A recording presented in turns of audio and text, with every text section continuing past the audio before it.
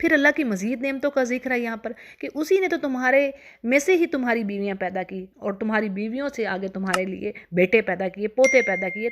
یعنی تمہاری نسل چلائی اور تمہیں اچھی اچھی چیزیں، پاکیزہ چیزیں کھانے کو دی، تو کیا پھر بھی تم لوگ باطل پر ایمان رکھتے ہو اور اللہ کی نعمتوں کی ناشکری کرتے ہو؟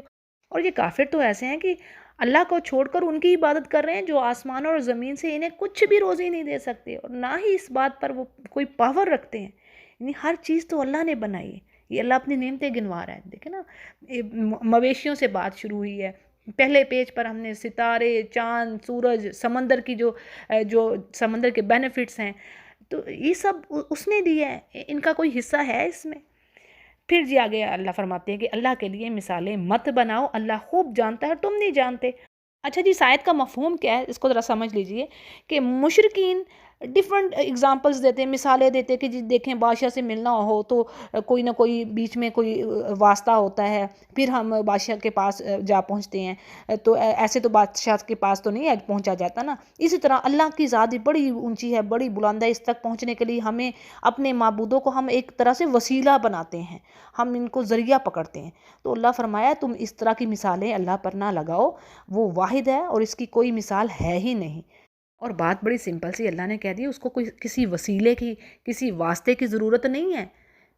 سورۃ البقرہ میں اللہ کہہ تو رہے ہیں کہ جب میرے بندے مجھے پکاریں فَإِنِّي قریب، بس ساتھ ہی آ جاتا ہے فَإِنِّي، بس میں تو بہت ہی قریب ہوں ان کے۔ تو سورہ قاف میں نہیں پڑھتے وَنَحْنُ أَقْرَبُ إِلَيْهِ مِنْ حَبْلِ الْوَرِيدِ، یعنی ہم جانتے ہیں جو وسوسے اس کے نفس میں اٹھتے ہیں انسان کے، اور ہم تو اس کی شاہ رگ سے بھی زیادہ قریب ہیں۔ سورہ قاف کی آیت ہے، آیت نمبر 16۔ تو پھر پیچھے کیا بات رہ گئی وسیلے کی اور واسطے کی؟ یہ فضول کی حجتیں ہیں۔ اچھا جی، اگلی آیت میں اللہ ایک مثال بیان فرما رہے ہیں، یہاں پر میں آپ کو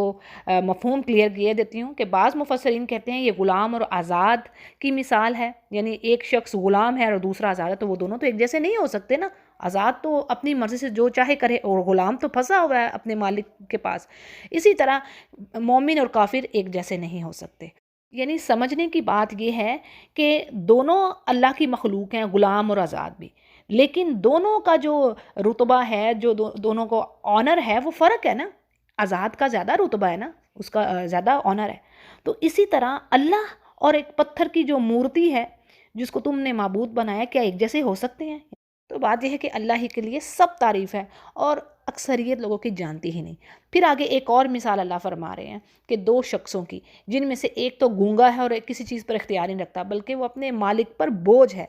اور کوئی بھی صحیح کام، بھلائی کا کام وہ کر کے نہیں لاتا۔ اور اس کے برعکس ایک ایسا شخص ہے جو سیدھی راہ پر ہے اور وہ عدل سے کام لے رہا ہے، ہر چیز کو وہ اپنے مالک کے کہے کے مطابق کر رہا ہے، تو کیا یہ دونوں برابر ہو سکتے ہیں؟ پھر آگے کہا جا رہا ہے کہ جی آسمان و زمین کا غیب یعنی ان سین کو جاننے والا تو صرف اللہ ہی ہے، اسی کی ذات جانتی ہے۔ اور قیامت کا کام تو ایسا ہے کہ جیسے آنکھ کا جھپکنا، یعنی کیا بات پتہ چل رہی ہے کہ گویا قیامت بالکل قریب ہی ہے، اور یعنی بلکہ اس سے بھی زیادہ قریب کی بات ہے، اور بے شک اللہ ہر چیز پر قادر ہے۔ پھر آگے کہا جا رہا ہے کہ اللہ نے تمہیں تمہاری ماؤں کے پیٹوں سے نکالا اور اس وقت تم کچھ بھی نہیں جانتے تھے، اور اسی نے تمہارے کان اور آنکھیں اور دل بنائے کہ تم شکر گزاری کرو، یعنی یہ تمہیں صلاحیتیں دی تاکہ تم اس سے اللہ کے شکر گزار بندے بنو، نہ کہ ناشکری کرو، سمجھو، سنو اور غور و فکر کرو۔ اور آگے پرندوں کی بات ہو رہی ہے، کیا ان لوگوں نے پرندوں کی طرف نہیں دیکھا کس طرح وہ ہوا میں اللہ کے تابع ہیں، اور کون ہے ان کو تھامنے والا اس فضا میں سوائے اللہ کے؟ اور بے شک اس میں بھی نشانی ہے ان لوگوں کے لیے جو اللہ کی آیات پر ایمان رکھنے والے ہیں۔ پھر آگے اللہ فرما رہے ہیں کہ اسی نے تو تمہارے لیے بنایا تمہارے گھروں کو ٹھہرنے کی جگہ، قرار کی جگہ، یعنی سکون کی جگہ، اور پھر جانوروں کی کھالوں سے بھی تم گھر بناتی ہو جنہیں تم ہلکا پھلکا پاتی ہو، یعنی لائٹ ہوتے ہیں، لائٹ ویٹ ہوتے ہیں، اور ٹریول میں اور اس طرح ٹھہرنے کے دن میں استعمال کرتے ہیں۔ یعنی یہاں پر چمڑے کے جو خیمے ہوتے ہیں ان کی بات ہو رہی ہے کہ جن کو انسان ٹریولنگ میں یوز کرتا ہے، یعنی جہاں ضرورت پڑی اس کو لگا لیا۔ اسی طرح جانوروں کی اون میں، ان کے بالوں میں اللہ نے بہت سارے یعنی بینیفٹ رکھ دیے ہیں، سامان ہے، اور یہ فائدے کی چیزیں ہیں تمہارے لیے ایک مقررہ مدت تک، وہی قیامت کے دن تک کی بات آ رہی ہے جی۔ اور جو انسان کے موت کا وقت آ گیا اس کے لیے وہی ٹائم ہے۔ پھر اسی طرح آگے اللہ فرمانے کہ اللہ نے تمہارے لیے ان پیدا کردی چیزوں میں سے سائے بنائے ہیں، یعنی تمہارے شیڈوز ہیں۔ پھر اسی طرح اور اسی نے تمہارے لیے پہاڑوں میں غار بنائے اور تمہارے لیے کرتے بنائے تمہیں، تاکہ وہ یعنی تمہارے لیے لباس بنائے، تمہیں گرمی سے بچائیں، سردی سے بچائیں، اور ایسے لباس بھی بنائے جو تمہیں لڑائی کے وقت کام دیں، بینیفٹ دیں، یعنی جنگی لباس اور جنگی ہتھیار بھی آپ بھی تو اللہ کی دین ہے نا، کہ اسی نے سمجھ دیا انسانوں کو۔ اور سب سے پہلے آپ کو پتہ ہے نا لوہے کو کس کے ہاتھ میں اللہ نے نرم کیا؟ داؤد علیہ السلام کے۔ وہ بناتے تھے جنگی زریں، جنگی لباس، پڑھا ہے نا یہ سورۃ الانبیاء میں۔ اور بات یہ ہے کہ اللہ اپنی نعمتوں کو پورا کر رہا ہے تم پر، تاکہ تم فرما بردار ہو جاؤ اس کے۔ پھر بھی اگر تم منہ موڑ رہے ہو تو اے نبی آپ کا کام ہے تبلیغ کر دینا، یعنی آپ پر تو یہی ہے کہ آپ ان کو پہنچا دیجئے اللہ کی بات۔ اور یہ اللہ کی نعمتوں کو جانتے پہچانتے ہوئے، یعنی نعمتیں بھی استعمال کر رہے ہیں پھر بھی منکر ہو رہے ہیں اس کے، تو ان میں سے اکثریت ناشکروں ہی کی ہے۔ اللہ تعالیٰ ہمیں شکر گزاروں میں سے کرے یا رب۔ پھر جی اگلی آیت میں قیامت کے دن کی بات ہو رہی کہ اللہ فرماتے ہیں جس دن ہم ہر امت میں سے ایک گواہ کھڑا کریں گے، اور پھر کافروں کو اجازت نہ دی جائے گی اور نہ ہی ان سے توبہ کرنے کو کہا جائے گا، یعنی ہر امت پر اس امت کا پیغمبر گواہی دے گا کہ میں نے ان کو اللہ کا پیغام پہنچایا لیکن انہوں نے اس کی پرواہ نہیں کی، اور کافروں سے کوئی بھی عذر ایکسیپٹ نہ ہوگا، کوئی بھی ایکسکیوز نہیں لیا جائے گا۔ اور اسی طرح پھر امت محمدیہ بھی گواہی دے گی، نبی کریم صلی اللہ علیہ وسلم بھی گواہی دیں گے، ٹھیک ہے۔ پھر آگے اللہ فرما رہے ہیں جب یہ ظالم عذاب کو دیکھ لیں گے تو پھر وہ عذاب نہ ان سے ہلکا ہوگا اور نہ ہی ان کو مہلت دی جائے گی۔ اور جب مشرکین اپنے ان شریکوں کو دیکھ لیں گے جن کو وہ اللہ کے ساتھ پارٹنر بنا رہے تھے، تو کہیں گے کہ اے ہمارے رب، یہ تو وہی شریک ہیں جنہیں ہم تجھے چھوڑ کر پکارتے تھے۔ تو وہ جو ان کے معبود ہوں گے وہ ان کی اس بات کی نفی کریں گے کہ ہمیں تم اللہ کا شریک ٹھہراتے ہو، یہ تو بڑی جھوٹی بات ہے، اللہ کا شریک کیسے کوئی ہو سکتا ہے، اور ہم تو تمہاری عبادت سے بھی بالکل بے خبر ہیں، ہمیں نہیں پتہ اس چیز کا۔ سورہ یونس میں بھی ہم یہ بات پڑھیں گے، یعنی یہ جو ان کی آپس میں بات چیت ہے۔ پھر ہوگا کیا، یعنی ان کی حالت ایسی ہوگی اس دن کہ اللہ کے سامنے بڑے اطاعت گزار بن کے بیٹھے ہوں گے، اور جو بہتان بازیاں کرتے تھے دنیا میں وہ سب گم ہو جائیں گی۔ اور اللہ فرماتا ہے کہ جنہوں نے کفر کیا اور اللہ کی راہ سے روکا لوگوں کو، انہیں عذاب پر عذاب ہم دیتے چلے جائیں گے، اور یہ بدلہ ان کی ان شیطانیوں کا اور فتنے پھیلانے والی حرکتوں کا ہوگا۔ پھر آگے اللہ فرما رہا ہے کہ جس دن ہم ہر امہ میں سے انہی میں سے ایک ان کے مقابلے میں ایک گواہ کھڑا کریں گے، اور اے نبی آپ کو بھی ان پر گواہ لائیں گے۔ یہ بات گزر چکی ہے نا، پہلے بھی ڈیٹیل ہوگی کہ ہر نبی اپنی امت پر گواہی دے گا، اور نبی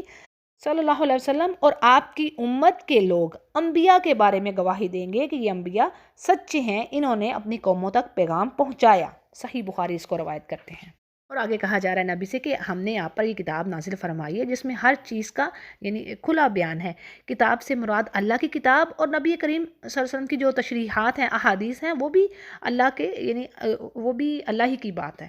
پھر اس طرح آگے کہا جا رہا ہے کہ اس کو یعنی اس کتاب کو اللہ نے ہدایت اور رحمت اور خوشخبری کا ذریعہ بنایا ہے مسلمانوں کے لیے،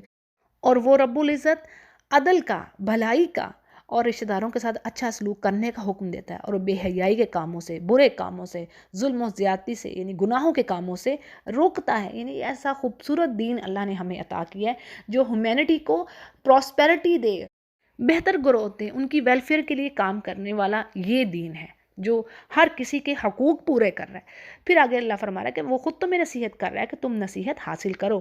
اور آگے ایک اور نصیحت کی جا رہی ہے ایمان والوں کو کہ اللہ کے عہد کو پورا کرو، اور ان باتوں کو، ان یعنی وعدوں کو بھی جو تم آپس میں ایک دوسرے کے ساتھ کرتے ہو، قسمیں لیتے ہو، تو ایسا کہ قسموں کو بھی پختہ کرنے کے بعد مت توڑو، حالانکہ تم اللہ کو اس پر ضامن ٹھہرا چکے ہو۔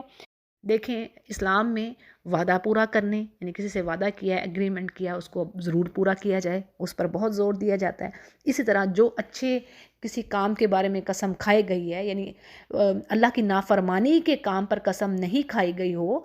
اس قسم کو یہ تو نہیں پورا کرنا، یعنی جو نافرمانی کے کاموں پر ہے۔ لیکن اگر کسی اور کام میں کوئی آپ قسم کھا لیتے ہیں کہ ہاں میں ایسا کام، فلاں کام، نیک کام کروں گا یا کروں گی، تو اس کو ضرور پورا کیجیے۔ اور بات یہ ہے کہ تم جو بھی کر رہے ہو اللہ اس کو بخوبی جانتا ہے۔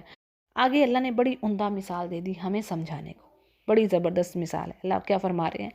کہ دیکھو تم ایسے نہ ہو جانا اس عورت کی طرح کہ جس نے اپنا سوت مضبوطی سے کاتا اور اس کے بعد کاٹنے کے بعد اس کو ٹکڑے ٹکڑے کر ڈالا۔ یعنی جو وعدہ کرتا ہے، کسی سے حلف لیتا ہے، تو وہ ایسا ہی ہے جیسے کوئی عورت سوت کاٹ رہی ہے، اس کے بعد وہ خود ہی ٹکڑے ٹکڑے کر دے اگر آپ اس وعدے کو توڑ دیتے ہیں یا قسم کو توڑ دیتے ہیں۔ پھر آگے اللہ فرما رہا ہے کہ اپنی قسموں کو آپس کے مکر کا ذریعہ نہ بناؤ، یعنی چیٹ کرنے کے لیے، فریب دینے کے لیے دوسرے کو. پھر اسی طرح یہ بھی نہ کرو کہ جب تم اگر یہ دیکھ رہے ہو کہ تم زیادہ ہو گئے ہو تو اب یعنی تم بہتر حالت میں ہو، یعنی کہ ہو سکتا ہے کوئی ایگریمنٹ کمزوری کی حالت میں ہو، تو جب تم اپنے آپ کو ذرا تمہاری پوزیشن بہتر ہوگی ہے جو عام الفاظ میں آپ کو سمجھانے کے لیے، تو اب تم اس ایگریمنٹ کی کوئی کیئر نہ کرو. تو یہ چیز اللہ نے سختی سے منع کی ہے. یعنی یہ اخلاقی پستی کی ایک مثال ہے جو کہ زمانہ جاہلیت میں ہوتی تھی، تو اب مسلمانوں کو یہ جو اخلاقی مینرز ہیں نا وہ سکھائے جا رہے ہیں. اور یہ اللہ نے فرما دیا کہ یہ جو عہد کی پاسداری ہے وہ بھی اسی لیے کہ تاکہ اللہ تمہیں آزمائے، اور پھر قیامت کے روز یقیناً جو بھی تم کرتے رہے ہو ہر چیز کو اللہ کھول کر بیان کر دے گا، جس چیز میں بھی تم اختلاف بھی کرتے تھے. اور اگر اللہ چاہتا تو تم سب کو ایک ہی گروہ بنا دیتا، لیکن وہ جسے چاہے گمراہ کرتا ہے اور جسے چاہے ہدایت دیتا ہے. یعنی سب کے سب ایک ہی توحید پر ہی آ جاتے، لیکن اللہ نے پھر اگین وہی بات کہ چوائس دی ہے اور اس کے پیچھے بھی حکمہ ہے اس کی، اور جو کچھ تم کر رہے ہو اس کے بارے میں پوچھ گچھ ہونے والی ہے. یعنی ایسا نہیں کہ تمہیں ہر چیز کی چھوٹ دے دی جائے گی. اب دیکھیں اس پر حدیث ہے کہ ابن آدم کے قدم ہلیں گے نہیں قیامت کے دن، اپنی جگہ سے وہ قدم نہیں ہلا پائے گا جب تک کہ وہ چند چیزوں کے جواب نہ دے دے. چند چیزیں میں آپ کے آگے رکھ دیتی ہوں جو ابھی فوراً میرے ذہن میں آ رہی ہیں. وہ یہ ہے کہ ایک تو مال کے بارے میں بھی سوال کیا جائے گا کہ اس نے مال کہاں سے کمایا اور کہاں پر پھر لگایا. یعنی پہلے تو یہ کہ حرام طریقے سے کمایا کہ حلال طریقے سے، پھر اس کو کہاں پر لگا دیا، کہ حرام جگہوں پر لگایا کہ اللہ کی بتائی ہوئی جگہوں پر لگایا. پھر اسی طرح اس نے اپنی جوانی کو کہاں ضائع کیا. دیکھیں نا ہم ان چیزوں کو سمجھتے نہیں ہیں، اپنے وقت کو برباد کرتے ہیں. تو اس کی پوچھ ہوگی کہ اپنی جوانی کو کہاں برباد کیا، کہاں وقت ضائع کیا. تو اس طرح کچھ اور سوالات بھی ہوگے کہ اپنی عمر کو بھی کہاں فنا کیا. ٹھیک ہے جی، تو اللہ فرما رہا ہے کہ تم سے پوچھا جائے گا.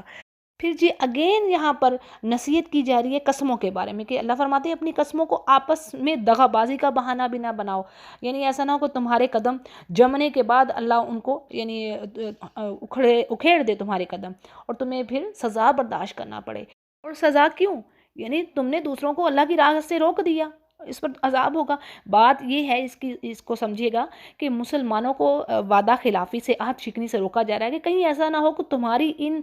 اخلاقی پستیوں کی وجہ سے کافر یعنی یہ تمہارا رویہ دیکھ کر وہ اسلام ہی قبول نہ کریں، وہ اس طرف آئیں نہ، وہ کہیں گے کہ یعنی آج دیکھ لیں حال، آج ایگزیکٹلی ہم یہ کچھ ہو کر رہے ہیں. یعنی آج اگر کوئی مسلمان کو دیکھتا ہے تو وہ پریشان ہو اٹھتا ہے، ہر طرح کی خامی موجود ہے، بے ایمانی کرنا، چیٹ کرنا، ڈوج دینا. نان مسلم پاس سے لوگ ایون مسلم ایک دوسرے پر ٹرسٹ نہیں کر رہے ہوتے، وہ نان مسلم قابل اعتماد ہوتا ہے. نعوذ باللہ آج ہماری یہ حالت ہو گئی یا رب. یعنی پستی کا تو حال نہ پوچھئے کہ جس پستی میں ہم گر گئے ہیں. یا رب تو ایمان دے ہمیں. اپنے اراؤنڈ آپ دیکھیں نمازیں پڑھ رہے ہوتے ہیں، اتنی بڑی داڑھیاں ہوتی ہیں، اور جب ان لین دین کا معاملہ کرتے ہیں تو اس میں چیٹ کرتے ہیں، فراڈ کرتے ہیں، بے ایمانی ہوتی ہے. زمینوں کا لین دین دیکھ لیں آپ پاکستان میں کیسے ہر جگہ پر دھوکہ فریب ہے. بات اصل جو جس پرائز پہ چیز دی ہوتی ہے اس کو تو مینشن کرنا ہی نہیں ہے، یہ تو پتہ نہیں لکھی ہوئی بات ہے. استغفر اللہ، کیا حال ہے ہمارے. پھر آگے ایمان والوں سے کہا جا رہا ہے کہ تم اللہ کے عہد کو تھوڑے سے مال کے بدلے نہ بیچو، اور یاد رکھو کہ اللہ کے پاس جو کچھ ہے تمہارے لیے، یعنی جنت میں جو اللہ کی نعمتیں ہمیشہ رہنے والی، وہ بہت ہی بہتر ہے دنیا کی ان رنگینیوں سے، دنیا کے یہاں کے مال و دولت سے. آگے کہا جا رہا ہے کہ تمہارے پاس جو کچھ ہے یعنی وہ فانی ہے. یعنی اسی چیز کو ایمفسائز کیا جا رہا ہے کہ جو کچھ تمہارے پاس ہے تو وہ ختم ہی ہو جانا ہے، اور جو اللہ کے پاس ہے وہ باقی رہنے والا ہے فار ایور، وہ ختم نہیں ہوگا. یہ پوائنٹ ایسا ہے اگر ہم اس بات کو سمجھ لینا کہ دیکھیں جو کچھ دنیا میں آج ہے وہ سب ٹیمپرری ہے، عارضی طور پر. آج کوئی آپ سے محبت کر رہا ہے، آپ کو نہیں پتہ ہوتا کچھ عرصے بعد وہ وہی نفرت کر رہا ہوتا ہے. ٹھیک ہے، آج کوئی آپ سے نفرت کر رہا ہے، کوئی دشمن ہے آپ کا، آپ کو نہیں پتہ ہوتا کچھ عرصے بعد ہو سکتا ہے وہ دوستی میں چیز بدل جائے. یعنی یہ دنیا ٹیمپرری ہے، عارضی ہے، مستقل تو ہے ہی نہیں. اور جوانی کے بعد بڑھاپا ہے، تو کیوں نہ ایسی لائف کے لیے انسان سٹرگل کرے کہ جو ہمیشہ رہنے والی ہے. یہ یا رب یہ بات سمجھ آ جائے نا جسے، تو بس وہ کامیاب ہو گیا. تو جی اللہ کہنے کہ جو کچھ ہمارے پاس ہے وہ بہترین ہے اور ہمیشہ رہنے والا ہے، اور صبر کرنے والوں کو ہم بہترین بدلہ دیں گے. اور جو شخص نیک عمل کرے چاہے مرد ہو یا عورت، پیچھے بھی یہ میں اس کی ڈیٹیل دے چکی، لیکن ایمان والا ہو. یعنی نیک عمل کر رہا ہے اور شرط کیا ہے کہ ایمان والا ہونا، تو یقیناً اللہ تعالیٰ اس کو بہتر زندگی عطا فرمائیں گے دنیا میں بھی اور آخرت میں بھی۔ یعنی اس میں سیکرٹ چھپا ہے ہیپی لائف کا دنیا میں، ٹھیک ہے؟ اگر آپ دنیا میں ہیپی لائف گزارنا چاہتے ہیں تو اللہ کا ذکر کریں، اللہ کو راضی کریں، وہ کام کریں جو اس کی جنت کی طرف لے جانے والے ہیں انشاءاللہ، پھر دنیا بھی اچھی اور آخرت بھی اچھی۔ یعنی ایسا نہیں کہ خالی آخرت ہی کے لیے کہے جا رہا ہے، اللہ کہہ رہا ہے میں دنیا بھی اچھی بناؤں گا بھی تمہاری، اور جو دنیا میں میرے ذکر سے منہ موڑ رہا ہے تو اس کی میں دنیا کو بھی تنگ بنا دوں گا، جیسے سورہ طٰہٰ میں بات آ رہی ہے وَمَنْ أَعْرَضَ عَنْ ذِكْرِي فَإِنَّ لَهُ مَعِيشَةً ضَنْكًا، اس کی زندگی بھی دکھوں اور تکلیفوں سے ہی بھری ہوگی۔ لازم بات ہے، اللہ نے کہہ دیا کہ میرے ذکر میں ہی سکون ہے، اور کہیں سکون ہی ملے گا تمہیں۔ اچھا جی، پھر آگے نصیحت کی جا رہی کہ جب آپ قرآن پڑھنے لگے تو کیا کریں؟ یعنی قرآن پڑھنے سے پہلے شیطان سے اللہ کی پناہ طلب کر لو، ٹھیک ہے؟ اعوذ باللہ من الشیطان الرجیم ضرور پڑھ لیجئے، یہاں پر یہ حکم دیا جا رہا ہے۔ اور آگے کہا جا رہا ہے کہ یہ جو شیطان ہے نا، اس کا وار ایمان والوں پر، جو اللہ پر بھروسہ رکھنے والے ہیں ان پر نہیں جلتا، ہاں اس کا غلبہ ان پر چلتا ہے جو اللہ کا شریک ٹھہراتے ہیں، جو شرک کرتے ہیں، جو مشرکین ہیں۔ اور پھر آگے کہا جا رہا ہے کہ بے شک ہم کسی آیت کو بدل کے اس کی جگہ دوسری آیت لے آئیں۔ اسی طرح آیت کے منسوخ ہونے کے بارے میں بھی سورۃ البقرہ میں ہم نے پڑھا۔ تو بات یہ ہے کہ اللہ تعالیٰ فرماتے ہیں کہ اسے خوب علم ہے اور ہر کام اس کی حکمہ کی بیس پر ہے۔ اور آگے کہا جا رہا ہے کہ کافر کہتے ہیں کہ نبی کریم صلی اللہ علیہ وسلم، یعنی آپ پر الزام لگاتے ہیں کہ یہ کلام آپ نے خود سے گھڑا ہوا ہے، تو اللہ فرما رہے ہیں ان میں سے جو اکثر لوگوں کو علم ہی نہیں ہے اس چیز کا، یعنی یہ اللہ کی حکمتیں ہیں، اللہ کسی آیت کو بدل دے یا منسوخ کر دے۔ اور بے شک یہ یعنی ان سے کہہ دیجئے کہ اسے آپ کے رب کی طرف سے جبرائیل علیہ السلام حق کے ساتھ لے کر آئے ہیں، یعنی یہ محمد صلی اللہ علیہ وسلم کا گھڑا ہوا نہیں ہے۔ اور وضاحت میں اس کے یہ بات کہ یہ لوگ جانتے تھے کہ آپ امی ہیں، یعنی آپ کو پڑھنا لکھنا نہیں آتا، تو کیسے ہو سکتا ہے کہ وہ قرآن کریم کو لکھ لیتے ہیں؟ پھر آگے کہا جا رہا ہے کہ تاکہ اس سے ایمان والوں کو اللہ تعالیٰ دین پر استقامت عطا فرمائے اور مسلمانوں کو رہنمائی اور بشارت ان کے لیے ہے، یعنی یہ قرآن کریم، یعنی وہ واحد خالق ہے اور زبردست اور غالب ہے، اور اسی نے آسمان سے پانی برسایا، پھر اپنی اپنی وسعت کے مطابق نالے بہہ نکلے۔ یعنی یہاں پر کیا بات آ رہی ہے ڈیٹیل میں کہ نالے یعنی وادی اور وادیوں اور پہاڑیوں کے درمیان کی جو جگہ اگر تنگ ہو تو کم پانی جمع ہوتا ہے وہ اٹھاتی ہے، اور اسی طرح اگر کشادہ ہو تو زیادہ پانی اٹھاتی ہے۔ تو اسی طرح قرآن کریم کو بھی جو ہدایت کا ذریعہ اس کو بارش کے نازل ہونے سے، یعنی اور پرسونیفیکیشن کے طور پر اس کو اسی طرح کہا گیا کہ اس کی مثال بھی ایسی ہے قرآن کی جیسے بارش کی طرح، اور جس طرح بارش کا نفع عام ہے اسی طرح قرآن کا بھی نفع عام ہے۔ ہاں اب وہ دوسری بات ہے کہ مومنوں کے دلوں میں قرآن قرار پکڑ جاتا ہے، یعنی ٹھہر جاتا ہے، جم جاتا ہے، جبکہ کافروں کے دلوں میں نہیں ٹھہرتا۔ تو یہ اللہ مثال دے کر سمجھا رہے ہیں۔ آگے پھر جی کفر کی مثال بڑے زبردست انداز میں اللہ سبحانہ وتعالیٰ بیان فرماتے ہیں کہ یہ جو کفر ہے نا انسانوں کا، یہ اس طرح جیسے پانی کے ریلے اور پانی ہوتا ہے اس کے اوپر جھاگ سی ہوتی ہے نا، کبھی جب سمندر کی بھی ہم دیکھیں تو اوپر جھاگ سی آئی ہوتی ہے، تو وہ اس کی مثال ایسا ہی ہے، یعنی یہ جو کفر ہے نا ایسا ہی ہے جیسے جھاگ کی طرح اڑ جانے والا، ختم ہو جانے والا۔ اسی طرح ایک اور مثال اللہ یہاں پر بیان کر رہے ہیں، اس کا مفہوم ہم پڑھتے ہیں تاکہ ہمیں بات صحیح سے سمجھ آئے کہ مثال جیسے تانبے، پیتل، سونے یا چاندی یا زیورات کو آپ آگ میں تپاتے ہیں تاکہ کیا ہو، یعنی بھٹی میں ڈالا جاتا ہے ان کو تاکہ ان کی جو امپیورٹیز ہیں، جو ان کی جو ناخالص چیزیں ہیں وہ دور ہو جائیں اور آپ کو خالص چیز ملے، پیور چیز ملے، ٹھیک ہے نا؟ اب کیا ہے کہ جب اس پروسیسنگ میں یعنی جب یہ کام ہو رہا تھا تو اس میں بھی جھاگ آتی ہے، میل کچیل کی جھاگ، ٹھیک ہے؟ یہ اللہ اس طریقے سے بات کو سمجھا رہے ہیں۔ وہ جھاگ بھی آہستہ آہستہ ختم ہو جاتی ہے، اور جو دھات ہوتی ہے، جو میٹل ہوتا ہے جس کو آپ نے پیور کرنا ہوتا ہے، وہ پھر اصلی شکل میں باقی رہ جاتی ہے۔ تو بات یہ اللہ فرما رہے ہیں کہ جو حق بات ہے اور جھوٹی بات، جب یہ باتیں آپس میں ملتی ہیں، کولائڈ کرتی ہیں، ٹکراتی ہیں، تو باطل اسی طرح ہی ختم ہو جاتا ہے جس طرح ان چیزوں کی جھاگیں ختم ہو رہی ہیں۔ پانی کی جھاگ، دھات کی جھاگ بتا دی اللہ نے، یہ مثال دے دی۔ یعنی بات یہ ہے کہ نفع دینے والی چیز جو ہے وہ زمین میں ٹھہرتی ہے، اور فضول چیزوں کو اللہ ختم کر دیتا ہے۔ تو یہ جو کفر ہے یہ ہے ہی مٹنے کے لیے، جیسے اللہ نے کہا ہے نا جعل حق و زحق الباطل، یعنی جب حق آ گیا تو باطل ہے ہی مٹنے کے لیے۔ ہاں وہ لگ رہا ہوتا ہے انسان کو کہ جی یہ ترقی کر رہے ہیں، یہ پھیل رہے ہیں، دین ان کے غالب آ رہے ہیں، تو ایسا نہیں ہے۔ اللہ نے کہا اگر تم سچے مومن ہو تو تم ہی غالب رہو گے، یعنی اس دنیا پر تم ہی چھاؤ گے۔ تو یہ آگے اللہ فرماتا ہے کہ اسی طرح مثالیں بیان فرماتا ہے انسانوں کے لیے کہ وہ سمجھ سے کام لے۔ آگے اللہ فرما رہے ہیں کہ جی وہ لوگ جنہوں نے اللہ کے حکم کو مانا، یعنی اطاعت کے کاموں پر جمے رہے، تو ان کے لیے بھلائیاں ہیں، اب دنیا میں بھی ہیں اور آخرت میں بھی، یہ کئی جگہوں پر بات پڑھ لی ہم نے۔ اور جو لوگ اس چیز کو نہیں مان رہے، تو اب دیکھیں ان کی حالت کیا ہوگی، یعنی قیامت کے دن کی یہاں پر بات کہی جا رہی ہے کہ وہ چاہیں گے لو ان لہم ما فی الارض، کہ ان کے لیے زمین میں جو کچھ ہے اور اس کے مثل بھی جو کچھ ہے وہ فدیے میں دے دیں اور اپنی جان بچا لیں۔ اور یہ بات کئی جگہوں پر آئی اور میں نے آپ کے آگے رکھی، جیسے سورہ عبسہ میں ہم نے پڑھی، سورۃ المعارج میں بھی پڑھی کہ مجرم اپنے گھر والوں کو جھونک دینا چاہے گا اپنی جان بچانے کے لیے، وہ چاہے گا کہ یہ سب آگ میں چلے جائیں، سارا کا سارا کنبہ۔ اور یہاں پر بات آ رہی کہ وہ کہے گا کہ جو کچھ زمین میں ہے سب کچھ میں دے دوں، اور کہیں پہ بات آتی ہے کہ وہ کہے گا کہ زمین بھر کر سونا فدیہ میں دے دوں اور اپنی جان بچا لوں۔ دیکھیں ذرا، یہ اللہ وارن کر رہے ہیں ہمیں۔ اللہ تعالیٰ معاف کرے، ہمیں ان میں سے کرے جن پر نہ خوف ہو نہ غم ہو، آمین آمین یا رب۔ اور یہی وہ لوگ ہیں جن کے لیے برا ہی حساب ہے اور جن کا ٹھکانہ جہنم ہے، اور جو بہت ہی بری جگہ ہے۔ اچھا جی، اگلی آیات میں کوالٹیز بیان ہو رہی ہیں ایمان والوں کی، جیسے کہ اللہ سبحانہ تعالیٰ فرماتے ہیں کہ ایک شخص جو کہ علم رکھتا ہے، یعنی جو اے نبی آپ کی طرف آیا ہے، جو اتارا گیا ہے، یعنی قرآن کریم، وہ اس کی صداقت پر ایمان رکھتا ہے، اس کو سچ مانتا ہے، کیا اس شخص کے جیسے ہو سکتا ہے جو اندھا ہے؟ یعنی جو اس چیز سے ہی منہ موڑا، تو وہ دونوں برابر نہیں ہو سکتے۔ اور نصیحت تو وہی قبول کرتے ہیں جو عقل مند ہوتے ہیں، یعنی اللہ کے نزدیک عقل مند وہ نہیں جو پی ایچ ڈی کیے ہوئے ہے اور پڑھا لکھا چور بھی ہوتا ہے۔ مطلب میں معافی چاہتی ہوں کہ ایسے الفاظ بولنے پڑ رہے ہیں، آپ دیکھیں دنیا میں ایسی چیزیں ہیں نا۔ تو اللہ کے نزدیک عقل مند وہ ہے جو ایمان والا ہے، ٹرو بلیور ہے، چاہے وہ ان پڑھ ہی ہو، جس کا ایمان سٹرونگ ہو،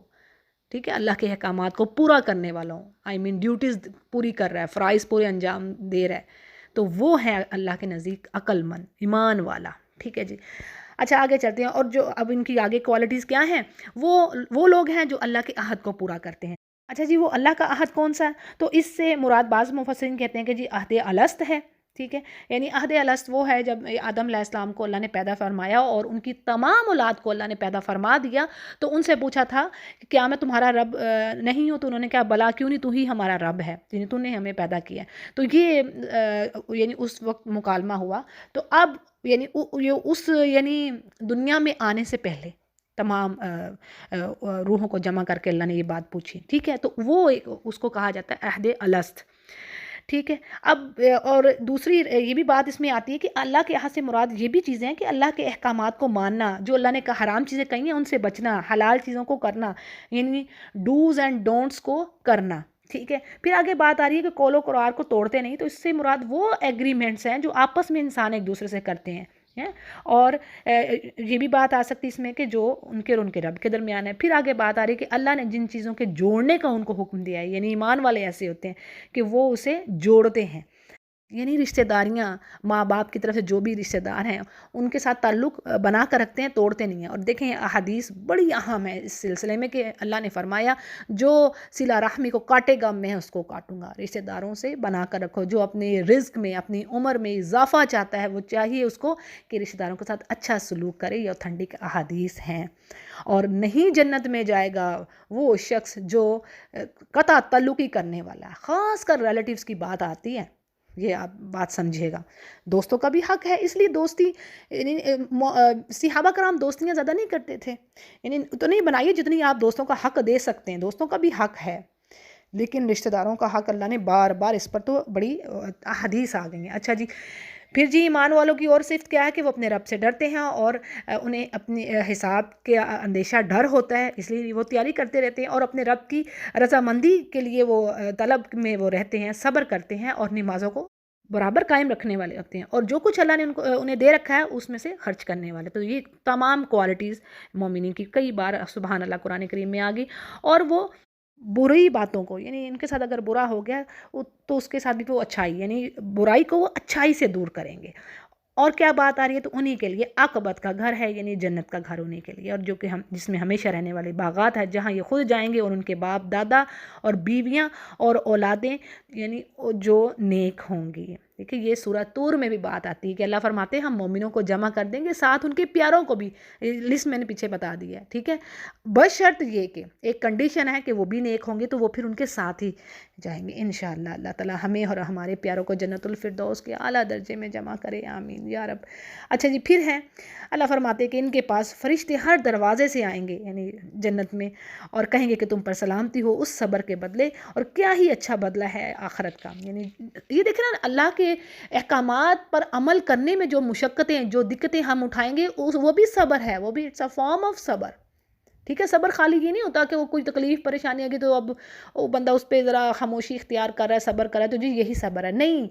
جو اللہ کے دین کے کاموں میں نماز پڑھنے میں یہ صبر ہے۔ آپ اپنا سارا کام چھوڑ کے وضو کے لیے اٹھتی ہیں، ٹائم لگاتی ہیں، نماز پڑھتی ہیں، وقت دیتی ہیں، تو یہ اللہ تعالیٰ قبول فرمائے ان اعمال کو، تو یہ سب اٹس اے فارم آف صبر۔ اگلی آیات جی اس کے اپوزٹ ہیں، یعنی وہ لوگ جو اللہ کے عہد کو مضبوط کرنے کے بعد توڑتے ہیں، اور جن چیزوں کو اللہ نے جوڑنے کا حکم دیا انہیں بھی توڑتے ہیں اور زمین میں فساد پھیلاتے ہیں، تو اللہ کی لعنتیں ہیں ان کے لیے، اور برا ہی وہ گھر ہے۔ اب یعنی نیکوں کے ساتھ اللہ نے بروں کا بھی بتا دیا کہ یہ انجام ہے۔ اور دیکھ لیجیے نا، بات وہی آ رہی ہے کہ جو مومن ہے وہ تعلقات جوڑے گا، اب جو نہیں جوڑا تو میں نے احادیث اوپر بتا دی تھی، تو جو اپوزٹ کام کر رہا ہے پھر اس کے لیے تو بربادی ہے۔ اچھا جی، آگے اللہ فرما رہے ہیں اللہ تعالیٰ جس کے لیے چاہے روزی بڑھاتا ہے اور گھٹاتا ہے۔ یہ تو دنیا کی زندگی میں ہی بس گم ہو کے رہ گئے ہیں لوگ، حالانکہ آخرت کے مقابلے میں دنیا نہایت حقیر متاع غرور ہے، ذرا حقیر سی پونجی ہے، اس نے ختم ہی ہو جانا ہے، ساری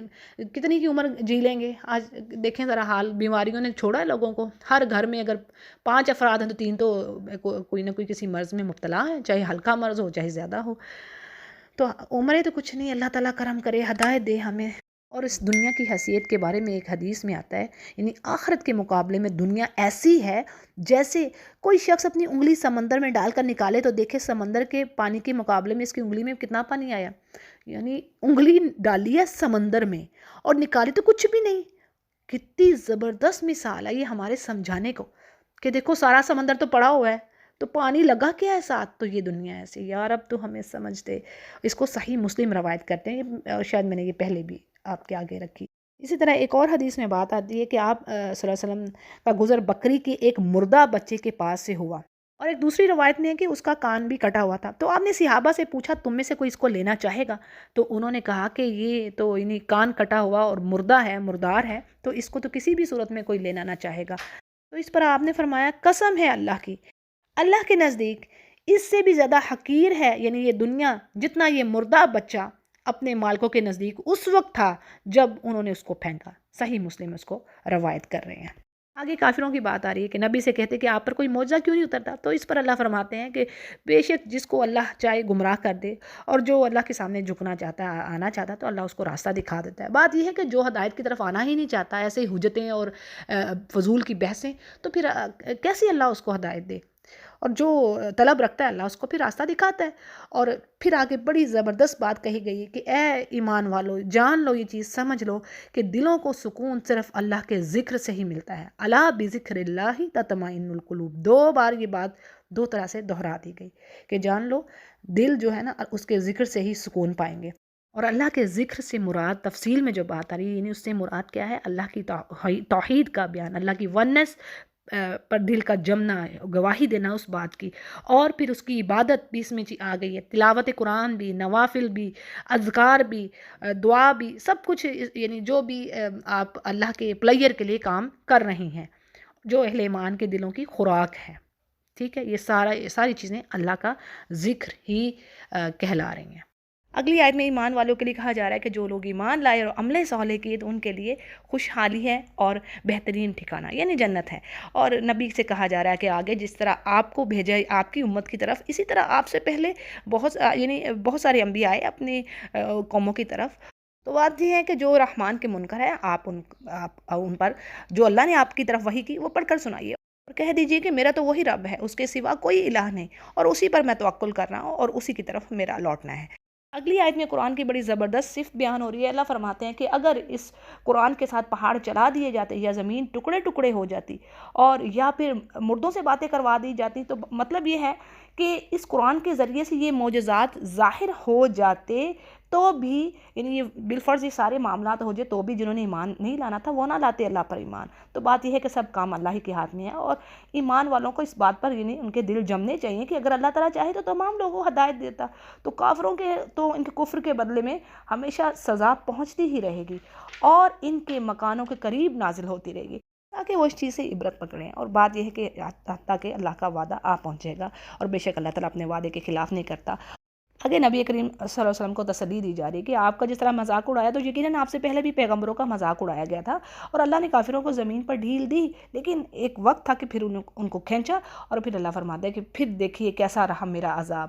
اگلی آیتوں کا مفہوم کچھ اس طرح ہے کہ اللہ فرماتے ہیں کہ اللہ نگہبانی کرنے والا ہے ہر شخص کی اس کے ان اعمال پر، یعنی جو وہ کر رہا ہے. تو بات یہ ہے کہ کیا وہ معبود جو جھوٹے ہیں وہ برابر ہو سکتے ہیں اس رب کے جو کہ نہ عقل رکھتے ہیں نہ شعور رکھتے ہیں، جبکہ اللہ تو ان کے اعمال کو دیکھ رہا ہے. پھر کہا جا رہا ہے کہ ذرا ان سے پوچھیے کہ ان کے نام تو بتاؤ جو تم نے معبود بنا رکھے ہیں. کیا تم اللہ کو وہ باتیں بتاتے ہو جو اللہ کیا یعنی جانتا نہیں؟ یعنی اس کو سب کچھ معلوم ہے کہ تم کر کے رہے ہو، یہ سب تم اوپر کی ہی باتیں بنا رہے ہو، یعنی یہ فضول باتیں ہیں. اور بات اصل میں یہ ہے کہ یہ کفر کرنے والے ان کے لیے ان کے جو مکر ہیں وہ شیطان ہیں ان کے سامنے سجا دیے ہیں، یعنی وہی ان کو اچھے لگ رہے ہیں اور صحیح راہ سے ان کو روک دیا. اور جس کو اللہ گمراہ کر دے تو اس کو کوئی ہدایت دینے والا نہیں ہے، اور ان کے لیے دنیا کی زندگی میں بھی عذاب ہے اور آخرت کا عذاب تو بہت ہی زیادہ سخت ہے. بات یہ ہے کہ انہیں اللہ کے غضب سے بچانے والا کوئی نہیں ہے. اچھا جی، آگے بات ہو رہی ہے جنت کی، یعنی پیچھے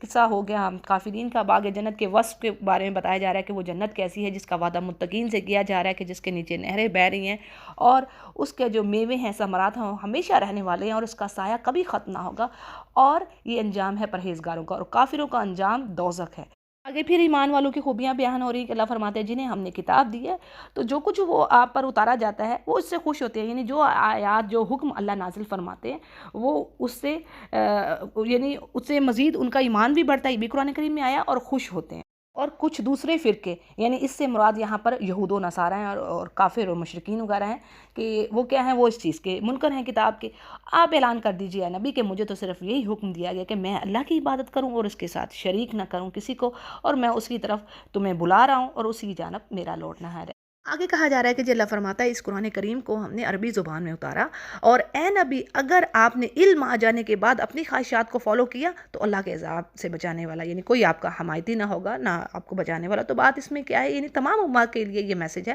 یعنی پہلی بات تو یہ آ رہی کہ اس قرآن کو اللہ نے عربی زبان میں نازل فرمایا کیونکہ عربوں میں آ رہا تھا نا، اور نبی بھی عربی تھا. ٹھیک ہے، جیسے پچھلی قوموں میں یہ طریقہ کار ہے، اللہ کی سنت رہی ہے کہ جو بھی قوم کوئی بھی قوم کے پاس اگر نبی بھیجا جا رہا ہے تو اسی کا ہی وہ بھائی بندہ ہے، یعنی انہی کی لینگویج بولنے والا، تاکہ بات کو اچھے طریقے سے وہ سمجھا سکے. یہ اللہ کی سنت رہی ہے. پھر جو بات آ رہی ہے نا کہ آپ خواہشات کی پیروی نہ کریے، تو اس میں یہ ہے کہ اہلی کتاب کی جو خواہشات، یعنی وہ چاہتے تھے کہ یہ نبی جو ہے ہمارے طریقہ کار کو اختیار کر لیں، تو اللہ نے فرمایا آپ ان کو فالو نہ کیجیے. آپ کے پاس علم، یعنی علم کون سا، جو وحی کے ذریعے آپ کو اللہ نے عطا کر دیا قرآن کریم. پھر بات یہ پہلے بھی ہم نے پڑھی کہ اللہ فرماتے ہیں آپ سے پہلے بھی ہم نے بہت سے رسول بھیجے اور ہم نے ان کو یعنی بیوی بچوں والا بنایا، اور کسی رسول سے نہیں ہو سکتا کہ کوئی وہ نشانی لے آئے بغیر اللہ کی اجازت کے. یعنی یہ کافر حجتیں بناتے نا، ایکسکیوزز کرتے، بہانے بناتے کہ یہ رسول کیسا ہے، یہ تو کھاتا پیتا ہے، یہ تو چلتا پھرتا ہے بازاروں میں. سورۃ الفرقان میں بھی یہ بات آتی ہے نا. تو یعنی کئی جگہوں پر بلکہ بات آتی ہے. موسیٰ علیہ السلام کو بھی فرعون کہتا تھا کہ ان کے پاس تو کچھ ہے نہیں، کوئی سونا نہیں، کوئی فرشتے نہیں اترتے. تو یہ فضول کی باتیں ہیں اور حجتیں. بات یہ ہے کہ پہلے انبیاء بھی بشر ہی تھے، اور جو کہ سنت اللہ کی رہی ہے. اور پھر یہ کہ کوئی اللہ کی مرضی کے بغیر کوئی معجزہ نہیں لا سکتے جب تک، اور ہر ایک چیز کا اللہ نے وقت جو ہے مقرر کر رکھا ہے، اور اللہ جو چاہے مٹا دے اور جو چاہے ثابت رکھے. لوح محفوظ اسی کے پاس ہے. اس چیز کے دو معنی آ رہے ہیں یعنی وضاحت میں. ایک بات تو یہ آ رہی ہے کہ وہ جس حکم کو چاہے منسوخ کر دے، یعنی جو حکم وہ چاہتا ہے کہ اس کو ہٹانا ہے ہٹا دے، منسوخ کر دے، کینسل کر دے، جو چاہے باقی رکھے. دوسری معنی یہ ہے کہ اس نے جو تقدیر لکھ رکھی ہے اس میں سے بھی وہ کچھ یعنی محو کرتا رہتا ہے اور کچھ باقی رکھتا ہے جو اس کے پاس لوح محفوظ میں ہے. پھر کہا جا رہا ہے کہ جی ان کافروں سے کی ہوئے وعدوں میں سے اللہ چاہے تو آپ کو کوئی دکھا بھی دے، یعنی عذاب، اور یا پھر ہم آپ کو فوت کر لیں، اور آپ کا کام ہے صرف پہنچا دینا اور حساب لینا ہماری ذمہ داری ہے. آگے اللہ فرما رہے ہیں کافروں سے کہ کیا یہ دیکھتے نہیں کہ ہم زمین کو کناروں سے گھٹاتے چلے آ رہے ہیں۔ ایک معنی اس کے یہ آ رہے ہیں کہ عرب کی سرزمین ان مشرکین پر اللہ تنگ کر رہا تھا اور اسلام کو غلبہ مل رہا تھا۔ پھر اللہ فرماتے ہیں کہ اللہ جو حکم کرتا ہے اس کے احکام کو ٹالنے والا کوئی نہیں، اور جلد وہ حساب لینے والا۔ اور ان سے پہلے لوگوں نے بھی بڑی مکاریاں، یعنی اپنی مکاریوں میں کمی نہیں کی تھی، لیکن تمام تدبیریں اللہ ہی کی ہے، جو یعنی اللہ جو پلاننگ کرتا ہے، اللہ از دا بیسٹ پلانر۔ اور بات یہ ہے کہ جو شخص جو بھی کام کر رہا ہے اللہ کے علم میں ہے، اور کافروں کو بھی معلوم ہو جائے گا کہ اس جہان کی جو یعنی اس کا جو بدلہ ہے وہ کس کے لیے۔ اور کافر کہتے کیا ہیں کہ آپ اللہ کے رسول نہیں ہیں، تو آپ ان کو کہیے کہ مجھ میں اور تم میں تو بس اللہ ہی گواہی دینے کے لیے کافی ہے، اور وہ جس کے پاس کتاب کا علم ہے، یعنی اس سے مراد تورات اور انجیل کا علم ہے، یعنی اہل کتاب میں سے وہ لوگ جو مسلمان ہو گئے ہیں، یعنی وہ بھی خوب جانتے ہیں اس بات کو کہ میں اللہ کا رسول ہوں۔ یہ ہے جی بات۔ الحمدللہ ہماری یہ سورہ مکمل ہوئی۔ سورہ ابراہیم کو شروع کرتے ہیں۔ بسم اللہ الرحمن الرحیم۔ الف لام را، یہ حروف مقطعات ہیں، اور اللہ فرما رہے ہیں کہ یہ عالی شان کتاب ہم نے آپ کی طرف اتاری کہ آپ لوگوں کو اندھیروں سے روشنی کی طرف لے کر آئیں، اور ان کے رب کے حکم سے اس راستے کی طرف لائیں جو یعنی وہ جو راستہ زبردست اور تعریفوں والے رب کی طرف جانے والا، اور وہ اللہ ہے جس کے لیے جو کچھ آسمانوں اور زمین میں، یعنی اسی کی بات چاہتا ہے، اور تباہی ہے کافروں کے لیے سخت عذاب کی۔ پھر آگے کہا جا رہا ہے کہ جو لوگ دنیا کی زندگی کو پسند کر رہے ہیں اور آخرت پر، اور لوگوں کو اللہ کی راہ سے روک رہے ہیں اور ٹیڑھا پن ڈھونڈتے ہیں، یعنی اسلام کی جو ٹیچنگ ہے دوسروں کا خود تو اس پر بلیو نہیں کرے، دوسروں کو بھی بدزن کرنے کے لیے اس میں مین میک نکالنا، اس میں لوگوں کے سامنے ڈاؤٹس کریٹ کرنا، ایسا کرنے والے لوگ بڑی دور کی گمراہی میں پڑے ہوئے ہیں۔ اور پھر وہی بات جو پہلے بھی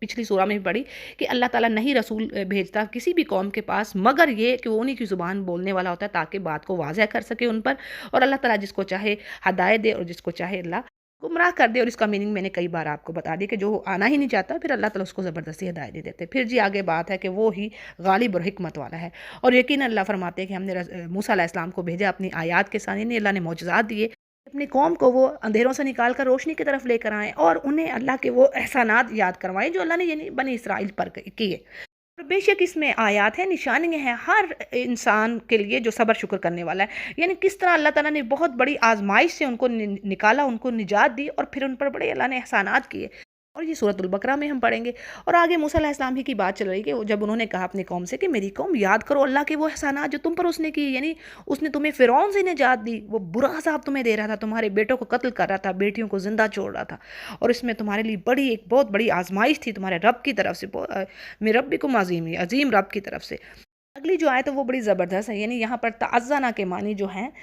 کہ اللہ تعالیٰ نے تمہیں آگاہ کر دیا، خبردار کر دیا، اور اس میں یہ بھی بات آتی ہے، مفسرین کہتے ہیں کہ قسم کے معنوں میں بات ہو سکتی ہے کہ اللہ نے یعنی تمہارے رب نے اپنی عزت اور جلال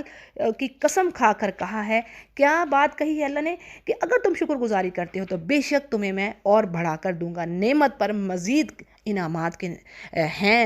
انعامات کا وعدہ ہے، یقیناً اللہ کا وعدہ اللہ اس کے خلاف نہیں کرتا۔ بڑی زبردست بات ہے کہ تم شکر کرو، تو ہمیں شکر کرنا چاہیے، یہ ہمیں میسج مل رہا ہے ہمارے لیے، اللہ کی نعمتوں پر شکر، اور ہر حال میں شکر، ہر حال میں الحمدللہ، یہ لفظ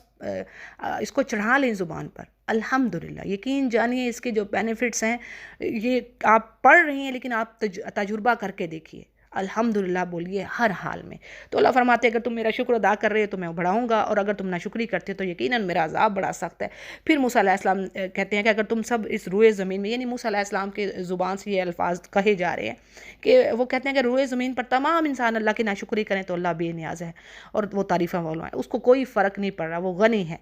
یعنی ہم فقیر ہیں، ہم محتاج ہیں اس کے، یہ اللہ نے کہہ دیا نا کہ تم فقیر ہو میرے، مجھے تمہاری ضرورت نہیں ہے، یعنی اس کے بعد سے عبادت کرنے والی مخلوق موجود ہے، سبحان اللہ۔ جو فرشتے ہیں، 4 انگل جگہ خالی نہیں ہے آسمان میں، کہتے ہیں آسمان چرچرا رہا ہے، اس قدر فرشتوں کی تعداد موجود ہے۔ اچھا جی آگے بات لے کر چلتے ہیں کہ اللہ فرماتے ہیں تم سے پہلے جو لوگ گزرے، کیا تمہارے پاس ان کی خبریں نہیں پہنچی، جیسے قوم نوح، عاد اور ثمود، اور ان کے بعد والوں کے جنہیں اللہ تعالیٰ کے سوا، اور یعنی ایسی بھی گزرے جنہیں اللہ کے سوا کوئی بھی نہیں جان رہا، اللہ کو پتہ ہے، یعنی بعد والے لوگ جو ہیں ان کو نہیں جانتے۔ بات یہ ہے کہ ان کے پاس بھی رسول معجزے لائے، لیکن انہوں نے کیا کیا، اپنے منہ پر ہاتھ رکھ لی اور کہا کہ ہمارا تو صرف ایک ہی جواب ہے کہ ہم تمہیں نہیں مانتے۔ हमें तो इस चीज़ में यानी जिसकी चीज़ की तरफ तुम हमें बुला रहे हो उसमें बड़ा भारी शुबा है, डाउट है। तो हम तो यानी हमारे तो दिल में सख्त कलक और यानी हम तो बेचैनी और डाउट्स में हैं। ये तफसीरें बात आ रही है। और इनके रसूलों ने उन्हें कहा कि क्या तुम हक ताला के बारे में शक में हो जो आसमान और ज़मीन का बनाने वाला है? तो वो तो तुम्हें अपनी तरफ इसलिए बुला रहा है कि ताकि तुम्हारे गुनाह माफ़ फरमाए, और एक मुकर्रा वक्त तक वो तुम्हें मोहलत भी दे रहा है। तो वो कहने लगे कि तुम तो हमारे जैसे इंसान हो। वही बात जी, कि हम कैसे तुम पर ईमान लाएं, तुम तो हमारे जैसे ही इंसान हो। जैसे पीछे गुजरा है कि जी ये तो खाते पीते हैं और नबी, ये कैसे नबी हैं? तो तुम चाहते हो कि हम इन खुदाओं से, इनकी बात से रुक जाएं जिनकी बात हमारे बाप दादा भी करते थे? अच्छा, तो फिर हमारे सामने कोई खुली दलील पेश करो। यानी ये काफिर लोग हुज्जतें पेश कर रहे हैं। अब इस पर पैगंबर कहते हैं कि ये तो सच है कि हम तुम्हारे जैसे इंसान हैं, लेकिन अल्लाह अपने बंदों पर जिस पर चाहता है फजल करता है, और अल्लाह ही के हुक्म से हम ये काम करें। हमारी मजाल नहीं है कि अपने पास से कोई मौजा ले आए। तो बात यह है कि ईमान वालों को अल्लाह पर भरोसा रखना चाहिए। और आखिर क्या वजह है कि भी हम अल्लाह पर भरोसा ना रखें? वही तो हमारी ज़िंदगी, हमें ज़िंदगी की राहें दिखाने वाला है, यानी नूर की तरफ लाने वाला तो वही है। और वल्लाह जो तुम एज़ाएँ यानी तकलीफ़ें हमें दोगे, हम इन पर सब्र ही करते हैं। यानी ये नबी कह रहे हैं उनके।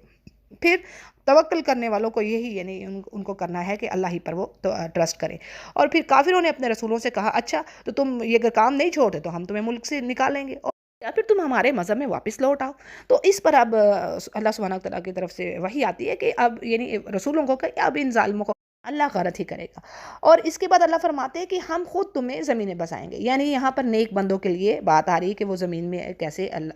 बसेंगे, अल्लाह उनको खिलाफत देगा। और यही बात सूरह अल-अंबिया की आयत नंबर 105 में भी आती है कि अल्लाह ने फरमाते हैं कि हमने लिख दिया ज़बूर में नसीहत के बाद कि ज़मीन के जो वारिस आखिर होंगे वो मेरे नेक बंदे ही होंगे। वो लोग यानी जो अल्लाह के सामने खड़े होने से डरते हैं और अल्लाह की वार्निंग्स पर वो खौफज़दा हैं। आगे काफिरों की बात कही जा रही है कि वो कहते हैं कि फ़ैसला मांगते हैं, यानी रसूल से कहते हैं कि जो अगर तुम सच्चे हो तो हम पर अज़ाब ले आओ, हमें हलाक कर दो अज़ाब से, जैसे मुशरिकीन मक्का ने भी कहा।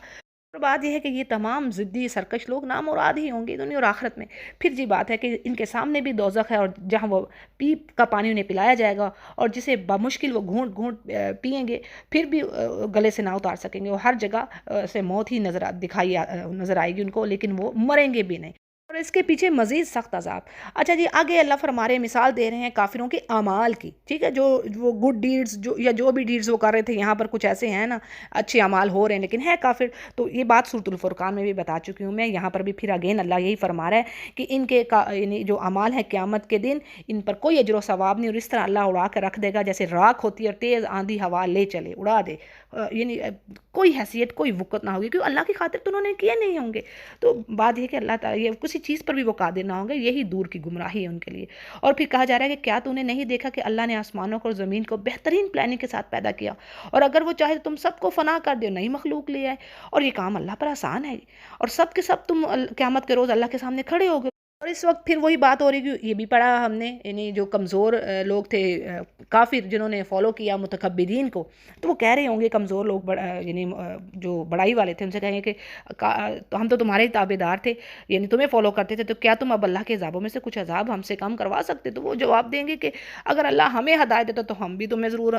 बेहतरी की तरफ रहनुमाई करते। तो अब तो यानी बेकरारी करना या सब्र करना सब कुछ अब तो बराबर है, अब हमारे लिए छुटकारा नहीं। ये बात कई जगहों पर आ चुकी है। नहीं, यहाँ पर तो बड़े मज़े से फॉलो कर रहे हैं ना जो गलत रास्तों पर जाने वाले हैं, लेकिन अंजाम सबका फिर वहाँ पर फिर कहेंगे कि अब तो कुछ करो हमारे लिए, तो कहेंगे अब तो हम सब इसी के अंदर है जहन्नम में।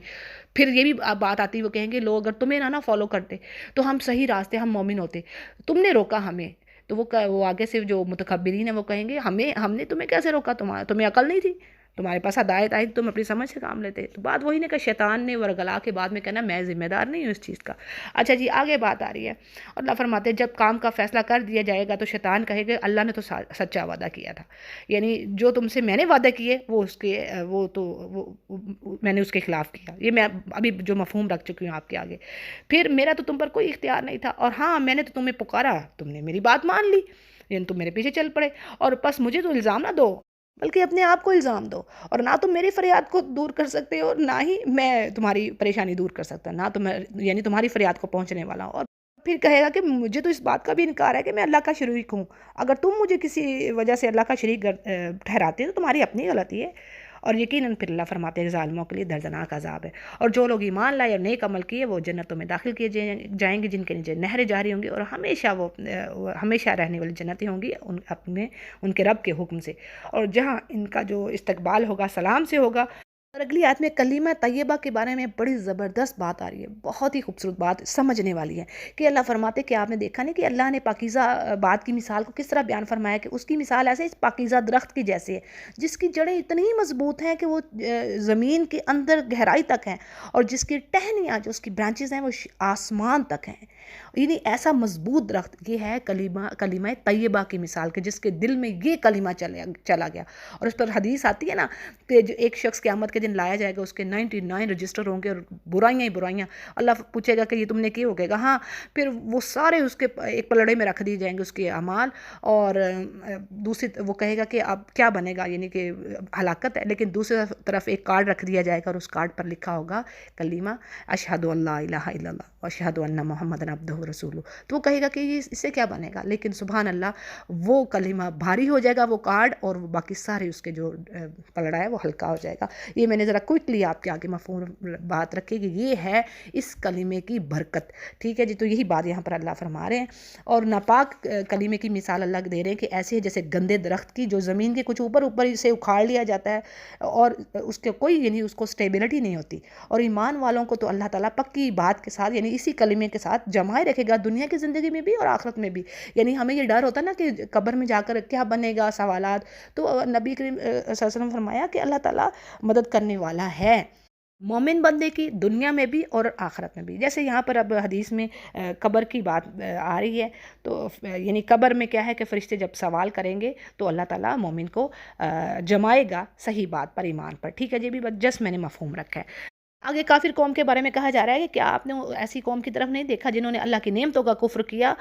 اس ناشکری کی وجہ سے اپنی قوم کو ہلاکت میں لا اتارا۔ یعنی اس کی تفسیر میں صحیح بخاری کی جو بات آ رہی ہے کہ وہ یہ کہ اس سے مراد مکہ کے کافر ہیں، یعنی جنہوں نے محمد صلی اللہ علیہ وسلم کا انکار کیا اور جنگ بدر میں مسلمانوں سے لڑ کر اپنے لوگوں کو ہلاک کروایا، اور یہی لوگ یعنی دوزخ میں جائیں گے جو بدترین ٹھکانہ ہے، اور انہوں نے اللہ کے ہمسر یعنی پارٹنر بنا رکھے ہیں، اور لوگوں کو اللہ کی راہ سے بھی بہکاتے ہیں۔ تو آپ کہہ دیجئے نبی کے مزے کر لو تمہارے یہ دنیا میں، نہیں آخرت تو پھر جہنم ہی ہے۔ پھر کہا جا رہا ہے کہ ایماندار بندوں سے کہہ دیجئے کہ نمازوں کو قائم رکھیں، جو کچھ ہم نے انہیں دے رکھا ہے اس میں سے کچھ نہ کچھ ظاہراً اور چھپا کر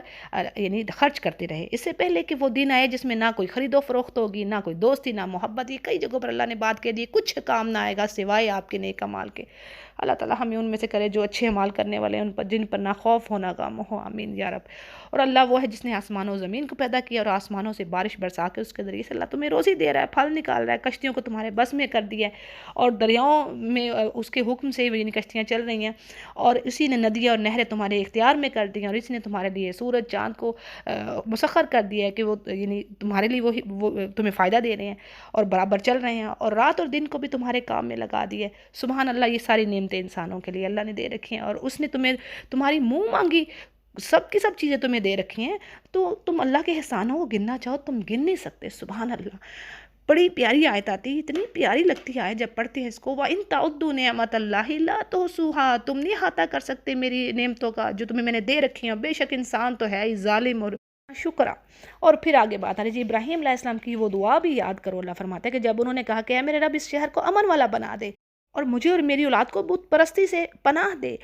یعنی ان معبودوں نے بہت سارے لوگوں کو راہ سے بھٹکا دیا ہے، اے میرے پالنے والے، بس جو مجھے فالو کرے گا، یعنی ابراہیم علیہ السلام کریں کہ جو مجھے فالو کرے گا وہ میرا ہے، جو میری نافرمانی کرتا ہے تو ہی معاف کرنے والا، رحم کرم کرنے والا ہے رب۔ اچھا جی، جو ابراہیم علیہ السلام کی دعائیں تھیں یہ کس شہر کے لیے تھی؟ اس سے مراد شہر مکہ ہے، ٹھیک ہے، یعنی مکہ کے لیے خاص دعائیں کی تھی کہ اس کو امن والا بنا دے، اور اس کے جو رہنے والے ہیں اس کو اللہ تعالیٰ رزق اور امن یعنی امن و سکون بھی دے اور رزق بھی دے۔ تو دیکھیں آج بھی الحمدللہ یہ ابراہیم علیہ السلام کی دعا ہے کہ یعنی جو سعودی عرب آپ دیکھ لیں کہ جیسے ملکوں کے حالات ہے، پریشانی ہے، خوف ہے، امن نہیں ہے، اور بھوک کا بھی ایک ایشو علیحدہ ہے، لیکن وہ دعا ہے جس کی وجہ سے اس شہر میں اللہ تعالیٰ نے خاص اپنی برکات رکھی۔ آگے جی ابراہیم علیہ السلام کہتے ہیں کہ اے میرے رب، میں نے اپنی کچھ اولاد یعنی ان کا جو ایک بیٹا اسماعیل علیہ السلام، ٹھیک ہے، اس لیے کچھ اولاد کا یہاں پر ورڈ آیا، وہ یعنی اس بے کھیت کے جنگل میں تیرے حرمت والے گھر کے پاس میں نے اپنی یعنی اولاد کو بسا دیا، یعنی اس وقت کچھ بھی نہ تھا نا، تو اللہ نے آرڈر دیا، حکم دیا، وہ جا کے پورا کر دیا ابراہیم علیہ السلام نے۔ پھر اگلی آیت کا مفہوم آتا ہے، یعنی ابراہیم علیہ السلام دعا کرتے ہیں کہ اب ایسی جگہ جہاں پر نہ کوئی پھل ہے، نہ کوئی درخت ہے، نہ کوئی میوے، تو یعنی اب تو میری فیملی میں نے یہاں پر آباد کی ہے، تو اب لوگوں کو دل بھی مائل کر ان کی طرف، اور انہیں پھلوں کی روزیاں بھی عطا کر، تاکہ یہ شکر گزاری کریں، اور اے میرے رب تو خوب جانتا ہے جو ہم چھپاتے ہیں جو ظاہر کرتے ہیں، اور زمین و آسمان کی کوئی چیز تجھ سے چھپی ہوئی نہیں ہے۔ پھر ابراہیم علیہ السلام اللہ کا شکر ادا کرتے ہیں کہ جس نے مجھے بڑھاپے میں اسماعیل اور اسحاق عطا فرمایا، اور کچھ شک نہیں کہ میرا پالنے والا دعاؤں کو سننے والا ہے بے شک، اور اے میرے رب، میرے پالنے والے مجھے نماز کا پابند رکھ، اور میری اولاد سے بھی، اور میرے رب میری دعا قبول فرمائے۔ یہ دعا ہم پڑھتے ہیں نا جی اس کو نماز میں، اور یعنی جب اگر ہم یہ چاہتے ہیں کہ ہماری اولاد نماز پر قائم رہے، اور ہم بھی اس کو بلکہ لازمی پکڑیے، اس دعا کو چھوڑنا نہیں ہے، تو اس کو پڑھیے آپ تشہد پر، آخری تشہد پر اسلام پھیرنے سے پہلے، اور یہ آیت نمبر 40 ہے سورہ ابراہیم۔ دعا کو پڑھنا کیسے ہے؟ ربی جعلنی مقیم الصلاۃ ومن ذریتی ربنا وتقبل دعا ربنا اغفر لی ولوالدی وللمؤمنین یوم یقوم الحساب۔ اور آگے کہا جا رہا ہے نبی سے، لیکن میسج سب کے لیے کہ بھی ایسا نہ جانو کہ اللہ غافل ہے نا انصافوں سے، بلکہ ایسا ہے کہ اللہ ان کو مہلت دیے ہوئے ہے، جس دن وہ وقت بھی آئے گا جب ان کی آنکھیں پھٹی کی پھٹی رہ جائیں گی، اور وہ اپنے سر اوپر اٹھائے دوڑ بھاگ رہے ہوں گے، یعنی قیامت کے روز۔ آج دیکھیں ہم پریشان بھی ہوتے ہیں نا، جب دیکھتے ہیں اراؤنڈ اپنے پریشانیاں، ظلم ہو رہا ہے تو ظالم کو ڈھیل ملی ہے، بڑا دل دکھتا ہے یقین جانے تو، لیکن اللہ فرما رہا ہے کہ بہرحال تم یہ نہ جانو کہ یہ ان کو ایک وقت تک اللہ نے ڈھیل دی ہے، پھر جب ان کی پکڑ آنی ہے تو ان کا حشر کیا ہونا ہے، اور نگاہیں خود ان کی اپنی طرف بھی نہ جا سکیں گی، یعنی ایسی حالت ہوگی۔ دیکھیے یہ بھی بات پڑھتے ہیں نا کہ ہر ایک پر بے ہوشی طاری ہوگی، لیکن وہ بے ہوش نہیں ہو رہا ہوگا، اللہ کے عذاب سے یعنی زبردست اس کو خوف ہوگا، اور دل ایسے گھرے ہوئے، دل جیسے اچھل کر حلق میں آ گئے، یہ بھی بات آتی ہے، اور بچے بوڑھے ہو جائیں گے، یہ بھی پڑھا قرآن کریم میں۔ تو فرمائیں گے جس دن یعنی عذاب آئے گا، قیامت ہوگی، تو یہ ظالم کہیں گے کہ اے ہمارے رب، ہمیں تھوڑا سا وقت دے دے، مہلت دے دے کہ ہم تیری تبلیغ مان لیں اور تیرے پیغمبروں کی تابع داری کریں، یعنی وہاں پر یہ منتیں ہو رہی ہیں کہ اللہ تھوڑا سا وقت دے دے۔ اب اس پر اللہ فرماتے ہیں کہ کیا تم دنیا میں بھی قسمیں نہیں کھاتے تھے کہ یہ حساب کتاب تو ہونا نہیں ہے، جنت دوزخ تو ہے کوئی نہیں، تو یعنی دنیا سے تم نے ٹلنا ہی نہیں ہے، اور کیا ایسا نہیں تھا کہ تم ان لوگوں کے گھروں میں رہتے رہے جن پر عذاب آ چکا تھا، اور تمہیں خوب خبر تھی، یعنی معاملہ تم پر کھل چکا تھا کہ انہوں نے کیا نافرمانیاں کی، اور ان کے ساتھ یعنی اللہ نے پھر کیا کیا، یعنی تمہیں پتہ تھا، تو کیا ہم نے تمہیں سمجھانے کو بہت ساری مثالیں نہیں دی تھی کہ قرآن کریم میں دیکھ لیں، پچھلی کتابیں بھی آئی، اور یہ بات ہے کہ سب اپنی اپنی چالیں چل رہے ہیں، اللہ فرماتا ہے، اور اللہ کو ان کی تمام چالوں کا علم ہے، اور ان کی چالیں ایسی تھی، یعنی ایک معنی آ رہا تفسیر میں کہ اتنے بڑے بڑے یہ مکر کر رہے تھے، پلاننگز کر رہے تھے کہ پہاڑ بھی اپنی جگہ سے ٹل جاتے، لیکن اللہ نے ان کے مکروں کو کامیاب نہیں ہونے دیا، یعنی جو یہ رسولوں کے اگینسٹ کرتے تھے، اور اسلام کے اگینسٹ آج کہہ لیں آپ۔ پھر جی آگے بات آ رہی ہے، اللہ فرماتے ہیں آپ ہرگز خیال نہ کریں نبی کہ اللہ اپنے نبیوں سے جو وعدہ کرتا ہے، یعنی اس کے وعدہ خلافی کرے گا، بلکہ اللہ بڑا غالب اور بدلہ لینے والا ان کافروں سے، اور جس دن زمین اس زمین کے سوا بدل دی جائے گی، یعنی قیامت کے دن کی یہ بات کہی جا رہی ہے کہ زمین ایسی نہ رہے گی، ٹھیک ہے، سمجھ آئی بات، اور آسمان بھی بدل جائے گا، زمین بھی بدلے گی، آسمان بھی۔ صحیح مسلم کی حدیث میں بات آتی ہے کہ قیامت والے دن لوگ سفید بھوری زمین پر اکٹھے ہوں گے جو میدے کی روٹی کی طرح ہوگی، اور اس میں کسی کا کوئی جھنڈا یا علامتی نشان نہیں ہوگا، اور عائشہ رضی اللہ عنہ نے پوچھا کہ جب یہ آسمان زمین بدل دیے جائیں گے تو پھر لوگ اس دن کہاں ہوں گے، تو آپ نے فرمایا صراط پر، یعنی پل صراط پر۔ اسی طرح صحیح مسلم کی یہ بھی بات آ رہی ہے کہ ایک یہودی کے پوچھنے پر آپ نے بتایا کہ لوگ اس دن پل کے قریب اندھیرے میں ہوں گے، یعنی یہ اسی چیز کو روایت کر رہی ہے، دونوں روایتیں سیم ہیں، اور ایسا ہے کہ سب کے سب اللہ واحد غلبے والے کے سامنے کھڑے ہوں گے، اور یعنی اس دن تو اللہ کی بادشاہت ہے نا، اللہ زمین و آسمان کا اپنے ہاتھوں میں لے لے گا، ٹھیک ہے، اللہ کہے کون ہے بادشاہ آج، لمن الملک اليوم، یعنی آج کے دن بادشاہت کس کی ہے، خود ہی جواب دے گا للہ الواحد القہار، یہ قرآن میں پڑھ چکے ہیں ہم۔ پھر جی آگے اللہ فرمانے کہ اس دن قیامت کے دن یعنی کہ گنہگاروں کو آپ دیکھیے گا کہ زنجیروں میں ملے جلے ایک جکڑے ہوں گے وہ زنجیروں میں، اور ان کے لباس گندک کے ہوں گے، یعنی ایسی آگ جو فوراً بھڑک اٹھے، جہنمیوں کو یہ لباس پہنایا جائے گا تاکہ وہ پوری شدت کا مزہ لیں، یعنی ایسڈ کے آپ وہ کہہ لیں کہ وہ بنے ہوں گے لباس. پھر کیا ہے کہ آگ ان کے چہروں پر چڑھی ہوئی ہوگی، اور یہ اس لیے کہ اللہ تعالیٰ ہر شخص کو ان کے کیے ہوئے اعمال کا پورا بدلہ دے، اور بے شک اللہ تعالیٰ کو حساب لیتے دیر نہیں لگتی. یعنی اللہ تعالیٰ سریع الحساب ہے اور تمام لوگوں کے لیے طلع ہے. یعنی یہ بتا دیا کہ اس کے ذریعے سے وہ ہوشیار کر دیے گئے ہیں اس قرآن کے ذریعے سے، کہ اس بخوبی وہ جان لیں کہ اللہ ایک ہے. اور عقل مند لوگ خوب اس یعنی کہ جو نصیحت ہے یہ عقل مند لوگوں کے لیے. تو جی الحمدللہ ہمارا 13واں پارہ بھی کمپلیٹ ہوا. اللہ سے دعا ہے کہ اللہ تعالیٰ ہمیں ہدایت پر قائم رکھے، حسن الخاتمہ عطا فرمائے. آمین یا رب. وآخر دعوانا ان الحمدللہ رب العالمین.